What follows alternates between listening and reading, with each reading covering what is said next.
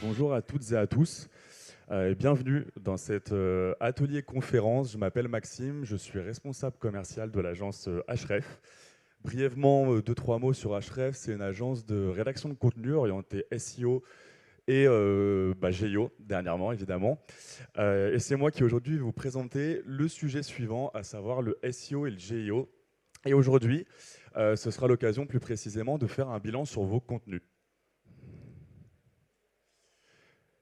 Mais tout d'abord, c'est vrai que j'ai remarqué qu'il y a beaucoup de choses qui se disent dans ces deux disciplines que sont le SEO et le GEO, que ce soit sur les réseaux sociaux ou même sur les médias, on entend un petit peu tout et son contraire.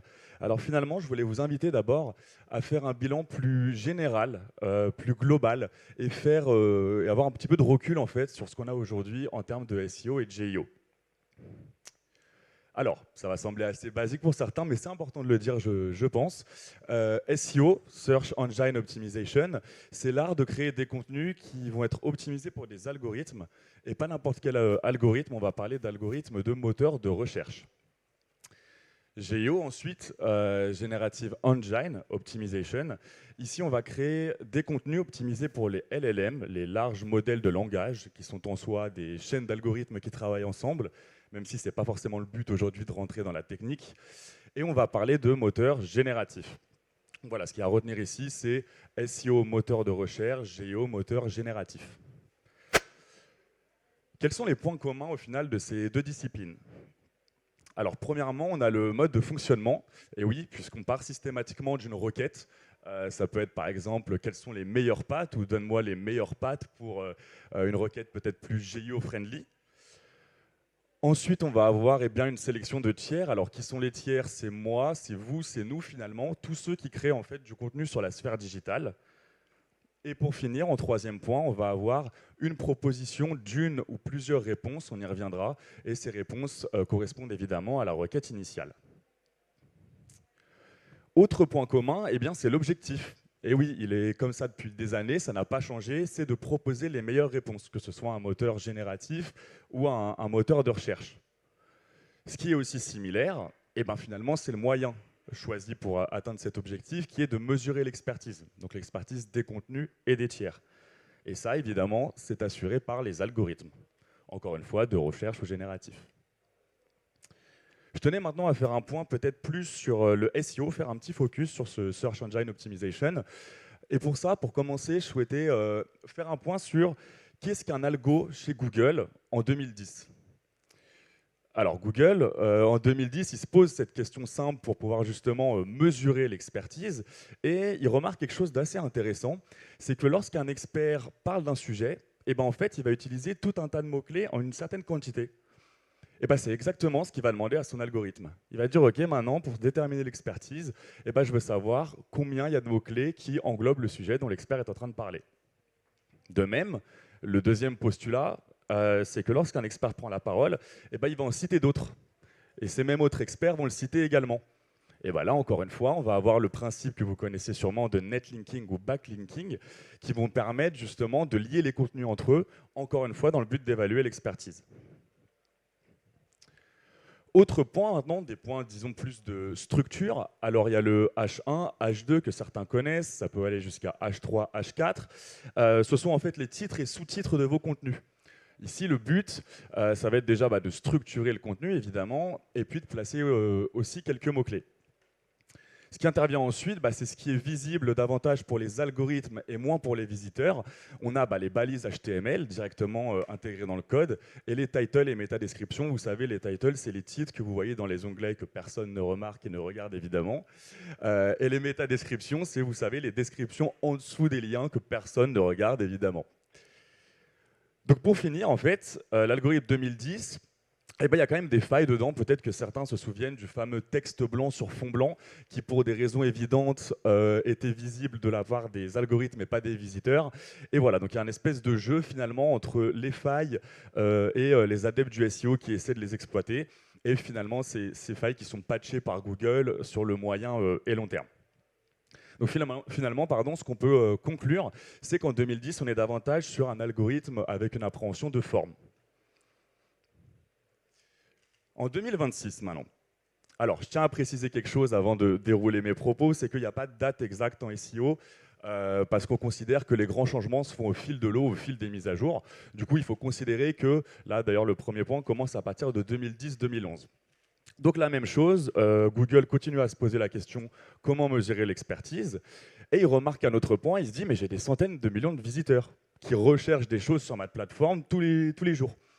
Donc finalement, les plus aptes à répondre pour mesurer l'expertise, c'est eux. Et c'est exactement ce qui va se passer. Il va commencer à analyser les réactions humaines. On va regarder si l'utilisateur reste ou part du site, c'est le taux de rebond. On va regarder si il lit le contenu et jusqu'à quel point il lit, donc la durée de visionnage et le pourcentage de scroll. Et on va regarder également s'il clique sur d'autres liens du site, évidemment. En parallèle, les algorithmes, ils travaillent aussi leur capacité à analyser la pertinence du contenu, leur capacité à analyser l'expertise, donc de fond, on n'est plus uniquement sur du mot-clé, il y a d'autres changements qui opèrent, et on a aussi les preuves, du coup tout ce qui est avis client, c'est toutes les preuves qu'on peut réunir et qui sont finalement à l'extérieur du site même.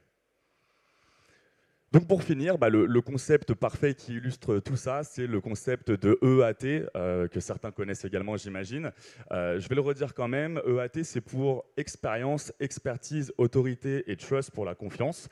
Alors l'expérience, Google va s'interroger sur le fait de savoir si vous avez de l'expérience par rapport au sujet dont vous êtes en train de parler. Expertise, si vous apportez suffisamment d'expertise sur le contenu.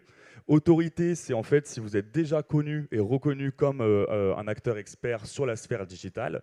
Et le trust, c'est plus des notions de sourcing, mention légale et autres optimisations qui montrent que votre site, on peut lui faire confiance. Donc finalement, là où en 2010, on était sur une appréhension de forme, et là, on passe sur une réelle appréhension du fond. Ce qu'on peut aussi noter, toujours sur un focus SEO notamment, c'est la promesse. La promesse, elle est simple, c'est une requête, un ensemble de réponses. Et oui, après, c'est à vous de faire le boulot, c'est ce qu'on appelle la navigation. Vous allez naviguer, cliquer sur un lien, en lire le contenu, revenir en arrière, cliquer sur un autre lien, mélanger toutes les informations et vous faire un avis sur la question que vous avez initialement. Potentiellement, acheter un produit si on parle plus d'un point de vue business. Postulat par rapport à cette promesse, c'est que les 3 premières positions sur le search, elles absorbent 55% du trafic. Voilà, donc au final, ce qu'on peut en conclure, c'est que l'objectif business en SEO, c'est plutôt de se retrouver sur les 3 premières positions, on est bien d'accord. Un focus sur le GIO maintenant. Donc là où on l'a dit, on avait une première promesse avec une requête, un ensemble de réponses. Et l'arrivée des LLM comme ChatGPT, c'est autre chose. Ils veulent quelque chose de plus simple, peut-être plus personnalisé, plus rapide, également plus dans l'air du temps. Et là, on a une nouvelle promesse qui change tout. Une requête, une seule réponse. Et là, ce qui est intéressant de se demander, c'est qu'est-ce qui se passe justement entre cette requête et cette réponse unique. Et ça, on y répond avec le concept de fan-out. Le concept de fan-out, c'est vous allez poser cette fameuse requête principale. Je reprends l'exemple des pâtes, quelles sont les meilleures. Et depuis lors, le LLM il va analyser cette requête et il va générer en fait des sous-requêtes qui sont en lien avec le sujet initial. Donc ça va donner quelque chose comme quelles sont les meilleures pâtes bio, quelles sont les meilleures pâtes petit prix, ou encore quelles sont les meilleures recettes de pâtes. Et ce qu'il va faire le LLM, c'est qu'il va aller chercher, justement, il va interroger les moteurs de recherche par rapport à ces sous-requêtes et il va regarder ce qu'il y a sur la première page. Par rapport à ce qu'il y a sur la première page, vous l'aurez compris, il va arriver à sa réponse finale. Et si je reprends mon fameux exemple de pâtes et que je dis que Panzani est présent sur l'intégralité des sous-requêtes, il y a de fortes chances évidemment que Panzani soit très très bien référencé sur la réponse finale. Et là, du coup, si on affronte les deux disciplines, on a déjà une conclusion qu'on peut donner, c'est que l'objectif business a changé. Et oui, on l'a dit, top 3, 55% d'absorption de trafic. L'objectif business était d'être en top 3 sur une requête. En GIO, pour sortir correctement sur la réponse finale, finalement, être top 10 sur 3 requêtes, c'est plus intéressant. Et là, du coup, on peut déjà en conclure des choses, et j'en profite un petit peu parce que nos clients nous posent souvent ces fameuses questions. Donc il y a la classique, le SEO est-il mort? Ça fonctionne très bien sur LinkedIn. Est-ce que le SEO est égal au GIO ou pas du tout? Bah là déjà, vous avez une première réponse, hein, c'est que évidemment, en travaillant votre SEO, vous allez venir travailler votre GEO, puisque c'est totalement connecté avec ce qu'on a vu avant. Le deuxième postulat, bah, c'est qu'en fait, la réponse, elle est surtout stratégique. Et oui, et là, je vous inviterai plutôt à analyser votre positionnement directement de marque en vous posant la question, bah, est-ce que j'ai déjà travaillé mon SEO? Si c'est le cas, bah, dans ce cas-là, ça peut être intéressant dans votre stratégie de contenu de dire bah, on va élargir un petit peu les sujets qu'on aborde pour pouvoir bah, densifier notre présence digitale. Si à l'inverse, vous n'avez jamais travaillé votre SEO et que vous n'êtes pas considéré comme expert sur la sphère digitale, bah, déjà, ça va être plus intéressant du coup de travailler la base et d'avoir de bons piliers. D'autant plus que je précise qu'aujourd'hui, la transformation est beaucoup plus lente que ce qu'on laisse supposer, c'est-à-dire que la plupart du trafic est encore sur les moteurs de recherche. En résumé de cette partie 1, nous avons donc un objectif commun, proposer les meilleures réponses, celui qui l'atteint, il gagne le marché. Le moyen utilisé par ces moteurs de recherche et moteurs génératifs, bah, c'est de mesurer l'expertise, et ça, on l'a dit, c'est assuré par les algorithmes, quelle que soit leur nature. Et donc, finalement, ce qu'on peut conclure de cette partie 1, c'est que la solution réelle, c'est la bataille technologique. C'est ce qui se passe, en fait, depuis les années 2000, que ce soit au niveau des moteurs de recherche ou génératifs. Ce qui nous permet donc de passer à cette fameuse partie 2 sur les contenus.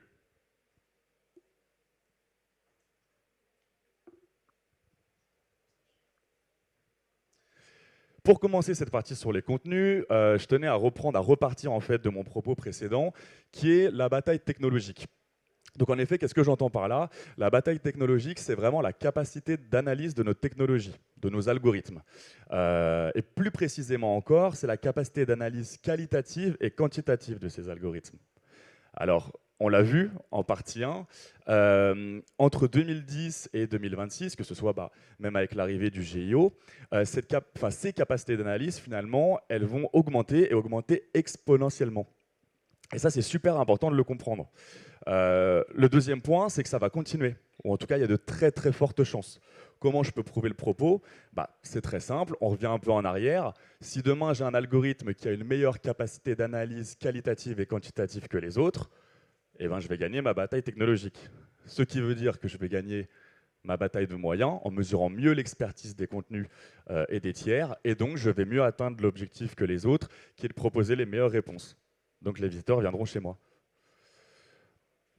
Ce qui nous permet du coup d'enchaîner sur les contenus, on a mis exactement le même graphique schématique, qui n'est pas à retenir, je précise, pour la précision, mais pour la véracité du propos.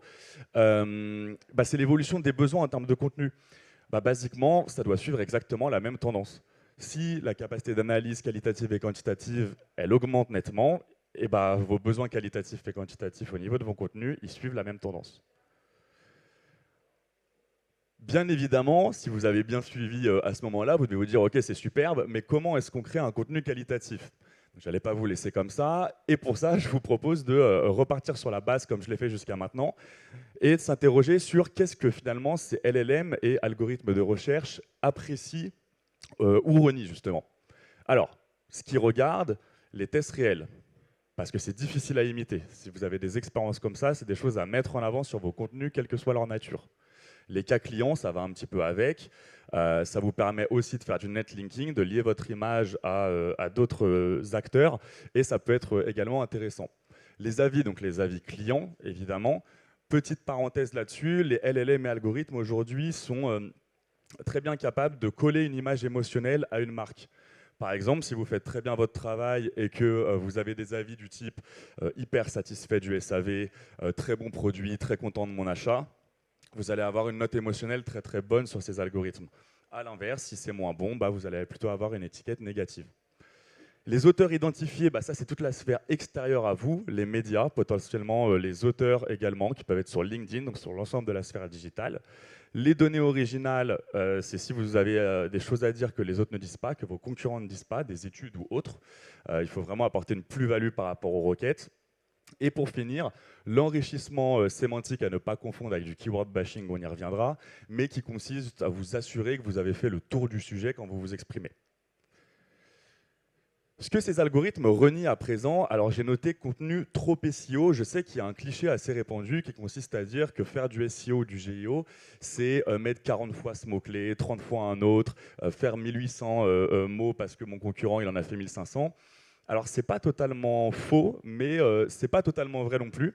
D'autant plus que en fait, ce qu'il faut vraiment retenir, c'est de créer des contenus qui servent par rapport aux requêtes utilisateurs. Hein, ça, c'est vraiment important et qui s'éloignent un petit peu du keyword bashing. Aujourd'hui, un LLM, on sait qu'ils apprécient pas tellement ce keyword bashing, justement. Quand il y a trop de mots et que c'est un peu de la suroptimisation SEO, on va dire. Les backlinks achetés, je fais un petit point là-dessus. Alors, je ne dis pas que ça ne marche pas. Simplement, quand on revient à la base, comme je l'ai fait tout au long de cette présentation, bah, c'est un peu essayer de jouer avec Google, finalement. Et dans un concept où la capacité d'analyse qualitative, elle augmente encore une fois, et ben, voilà, je reviens sur l'exemple des textes blancs sur fond blanc. Ça marchait à un moment, mais ça peut être patché très très vite aussi. Donc, pari risqué. Et pour finir, bah, les contenus qui ne plaisent pas à l'humain, puisque bah, c'est le postulat avec l'analyse des réactions humaines qu'on a vu avant par rapport à la mesure d'expertise SEO. Donc la grande conclusion de tout ça, en fait, c'est qu'on peut dire que ces LLM et algorithmes, eh bien, ils adorent l'humain, finalement, et plus précisément ce que l'humain valide. Donc ça, c'est ce sur quoi ils sont codés, ces algorithmes. Pour prouver ce propos, idem, c'est assez simple. Pour les plus curieux d'entre vous, je vous invite à le faire après cette conférence. Regardez les pages Google depuis 2020. Il n'y aura pas d'informations sur du keyword bashing. Il y aura une notion simple, c'est celle des visiteurs. Vous allez retrouver plein d'affirmations du type créer du contenu utile pour vos visiteurs, ayez un contenu clair pour vos visiteurs. Bref, vous l'aurez compris, c'est un mot omniprésent. Visiteur égale donc humain. Et à cette étape de mon discours, je me permets donc une petite aparté pour vous dire qu'en fait, ça, c'est finalement une tendance générale. Alors déjà, au niveau des algorithmes, le GEO, vous avez dû entendre parler de l'impact aussi des forums, de Reddit. Et bien encore une fois, ça c'est très simple, c'est de l'humain. Et puis au-delà de ça, même d'un point de vue business, si on s'intéresse aux réseaux sociaux, qu'est-ce qui fonctionne en ce moment? Et ben, c'est cette connexion humaine. C'est les vlogs, les influenceurs. Vous avez peut-être entendu parler du succès des marques d'influenceurs type Chao Kombucha, etc. En fait, ça traduit cette tendance de vouloir du lien humain. Et je trouve que dans un contexte où justement on est obnubilé par l'IA et le fait qu'elle va nous remplacer, alors oui, je me dis qu'il n'y a pas de doute sur le fait que ça va chambouler les marchés, mais justement, est-ce qu'au final on ne rentrerait pas dans une époque où l'humain va devenir en fait plus rare que jamais, ce lien humain? Et ce qui est rare en business, on me dit que c'est valorisable. Voilà. Donc je lâche ça là, je n'ai pas de conclusion à donner, je n'ai pas de réponse non plus à ce stade, mais en tout cas, je trouve que dans ce contexte, ça amène à réfléchir. Parenthèse fermée. Je tenais à vous donner 4 points concrets à retenir par rapport à vos contenus qu'il faut garder en tête. Alors le premier, c'est le point de vue devient précieux. Oui, je n'ai pas dit qu'il fallait faire des contenus subjectifs, attention. Il faut toujours appuyer avec de l'objectivité, on est bien d'accord. En revanche, voilà, ayez un point de vue, positionnez-vous en tant que personne ou en tant que marque, c'est super important. Et ensuite, le point de vue, bah, ça peut être celui des acteurs extérieurs à vous, hein, des médias, etc., évidemment. Deuxième point, la crédibilité centrale. Idem, premier postulat, bah, la crédibilité, c'est la vôtre. Je vous remets le point de l'autorité, c'est l'autorité digitale. Est-ce que vous êtes considéré comme un expert par les moteurs de recherche et les moteurs génératifs? Et la deuxième, bah, c'est la crédibilité potentielle des auteurs de votre marché. Donc par exemple, si vous avez encore une fois une personnalité qui est reconnue sur LinkedIn ou quoi, et qui prend la parole. Si vous avez une personnalité reconnue en tant qu'expert de votre domaine, qui prend la parole sur votre marque et que c'est positif, bah là vous avez les 2 points, vous avez tout gagné. La personnalité éditoriale vend. Alors il est intéressant celui-là parce que je suis toujours assez surpris de voir que tous mes clients n'ont pas forcément de charte éditoriale, même parfois les plus gros. Et ben, je vous le dis, créez des chartes éditoriales. Et je dirais même plus, créer des chartes éditoriales originales, parce que ça apporte vraiment une plus-value déjà sur la forme, ce qui complète pas mal de points qu'on a vus avant, mais ça met surtout en valeur le fond finalement. Et pour finir, l'expérience réelle est difficile à générer artificiellement. On en a parlé avec les cas pratiques, mais il y a une autre notion plus propre à l'humain, une notion de précision. J'aime bien citer le directeur de mon agence quand je parle de ce point-là. L'exemple est le suivant. On n'a aucun doute sur la capacité, par exemple, d'une IA à vous vendre une voiture. Elle va très bien comprendre qui vous êtes, elle va vous citer toutes les caractéristiques de la voiture, sans en oublier aucune, les modalités d'achat, etc. Pas de souci. En revanche, ce qui est plus difficile, c'est de parler de comment on se sent dans un virage avec cette voiture. Qu'est-ce qu'on ressent à l'accélération? Voilà, elle se refroidit très bien, mais que le porte-gobelet est un peu chaud. Bon, je donne des exemples un peu hasardeux, mais vous avez compris l'idée. Voilà, ça c'est des choses qui peuvent être mises en avant sur vos business quand c'est fait de manière intelligente. La précision de l'information. Pour conclure, donc pareil avec l'agence, j'ai créé un petit camembert qui va vous servir à savoir où mettre votre énergie et votre temps quand vous créez du contenu. Alors d'abord, 50% sur le fond. Donc là, vous devez avoir un peu une idée de quoi je parle à présent à ce stade de la présentation, mais voilà, je l'ai remis, citation, statistiques, le sourcing, les auteurs qui interviennent, les dates, on aurait pu rajouter également les données originales dont j'ai parlé tout à l'heure. 30% sur la forme maintenant, donc là je parle de la fluidité, la clarté, l'originalité aussi de votre discours et la personnalité éditoriale dont on a parlé également tout à l'heure. Et pour finir, ce qui doit arriver vraiment comme une cerise sur le gâteau et pas autre chose, la vérification des mots-clés, les balises, title et métadescription, voilà, qui sont de l'optimisation, mais qui ne doivent pas être le centre de votre attention quand vous créez un contenu. Voilà, et maintenant, je tenais quand même à vous donner un peu une piste de solution que nous, on a créée directement avec l'agence par rapport à tout ce que j'ai dit avant. Donc, on reprend ce triptyque de fond, forme et technique. Et pour ça, on a créé du coup, le rédacteur Href qui obéit à des caractéristiques très précises. On en a plus de 500 dans notre flotte de rédacteurs aujourd'hui. Pour répondre aux questions de fond, qui sont 50% du contenu, je le rappelle, on a des spécialistes dans plus de 50 domaines d'activité, c'est-à-dire qu'ils ont une appétence en fait, ce qui leur permet d'écrire pour toute typologie de clients et d'être meilleurs sourceurs avec des capacités d'analyse humaine. Pour les questions de forme, qui sont 30%, on a des experts éditoriaux, ce qui veut dire qu'ils sont capables de respecter vos chartes éditoriales directement et de créer un contenu qui soit clair et fluide pour les visiteurs, quelle que soit l'expertise également. Et pour finir, la fameuse cerise sur le gâteau des experts SEO et GIO qui connaissent tout de même les bonnes pratiques, les balises et l'ensemble des métadonnées qui sont des données un petit peu plus techniques. Voilà, je vous ai laissé donc en dernière slide une petite slide qui résume un petit peu l'agence. C'est la fin de cette conférence, donc je vous remercie de m'avoir écouté. J'espère que vous avez appris un maximum de choses à travers celle-ci. Et puis je pense qu'il nous reste peut-être 5 minutes pour les questions. Donc s'il y en a qui en ont, n'hésitez pas. Voilà, merci à tous.